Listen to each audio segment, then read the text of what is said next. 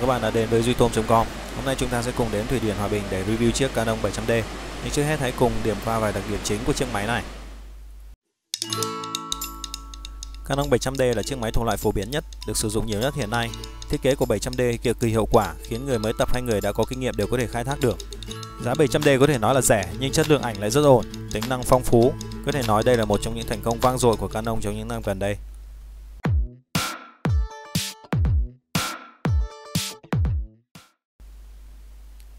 Về cảm quan bên ngoài, 700D là chiếc DSLR thuộc loại nhỏ nhất của Canon. Đây là phân khúc thấp nên nó cũng không đầm chắc như các máy 2 số, 1 số. Vỏ của nó cũng khá o ẹp. 700D có màn hình xoay gập selfie, quay phim rất tiện lợi. Đây cũng là màn hình cảm ứng.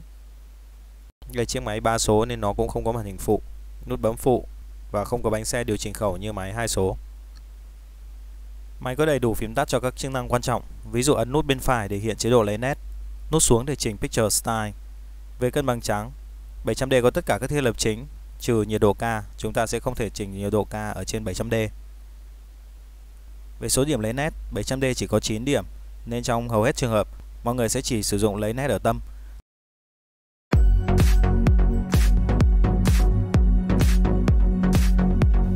Ảnh của 700D chi tiết tốt, màu sắc hiện đại và tươi, màu không bị cũ như các máy 50D trở về trước.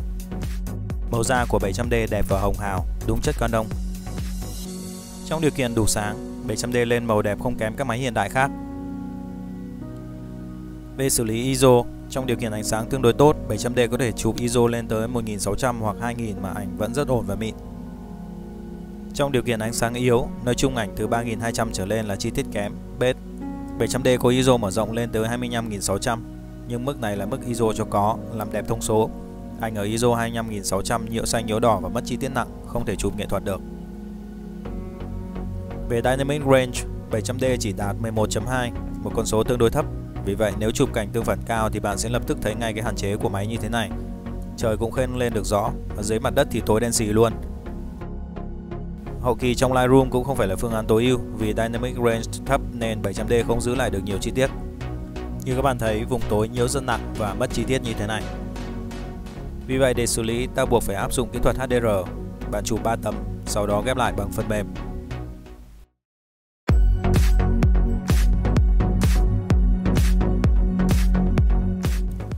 Màn hình 700D nỉnh mắt kinh khủng khiếp. Rất nhiều người thất vọng khi thấy màn hình thì đẹp lung linh, đổ ra máy tính thì không ra gì. Và để giảm bớt tình trạng này, bạn nên để độ sáng màn hình ở mức mặc định. 700D có hậu kỳ trên máy, chúng ta ấn nút Q khi xem lại ảnh và chọn Creative Filter. Nó có toàn bộ các bộ lọc ở các máy tân tiến đang có gồm Grainy Black and White, Soft Focus, Water Painting, Toy Camera, Miniature, vân vân và vân vân.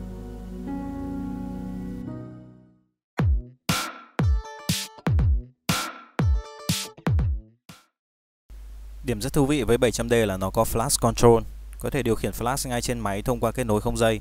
Bạn vào Option Flash Control, Built-in Flash, chọn Custom Wireless, chọn Group A, Channel 1. Trên Flash setup tương tự. Và sau đó bạn có thể đánh Flash mà không cần trigger riêng. Và không chỉ đánh Flash, bạn còn có thể điều khiển được cả cường độ Flash. Ví dụ ta đặt cường độ là 1/4 chẳng hạn. Trên Flash sẽ thay đổi tương tự. Hầu hết các flash for Canon như Godox, Yongnuo, Sony đều điều khiển được như thế này. Lưu ý khoảng cách điều khiển rất ngắn, chỉ có tác dụng tầm 2 mét phạm vi trong phòng. Ra ngoài trời nói chung là không có tác dụng.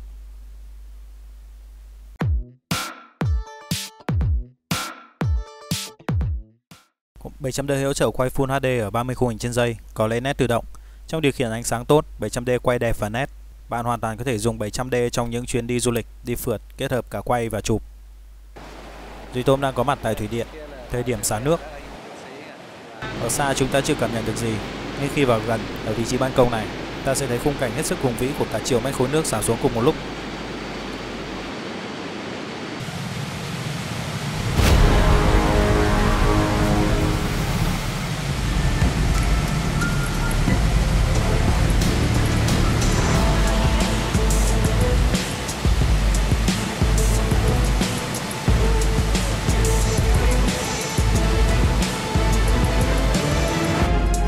Bạn có mặt ở đó, bạn sẽ cảm nhận rất rõ sức mạnh của nước lũ là như thế nào.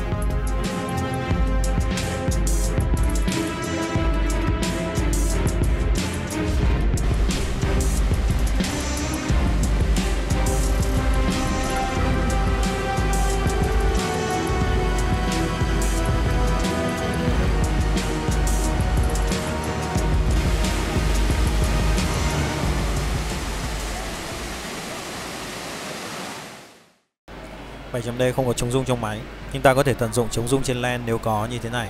Chống rung trên LAN kit của Canon hoạt động khá tốt và cũng gần tương đương chống rung trong thân máy của các hãng khác. Còn nếu LAN không có chống rung như LAN fix chẳng hạn thì ta đành phải chịu. Thiếu sáng là nhược điểm của 700D, cả chụp lẫn quay. Trong điều kiện phải đẩy ISO lên cao thì nhiễu xanh nhiễu đỏ hiện rất rõ và chất lượng quay nói chung là thấp.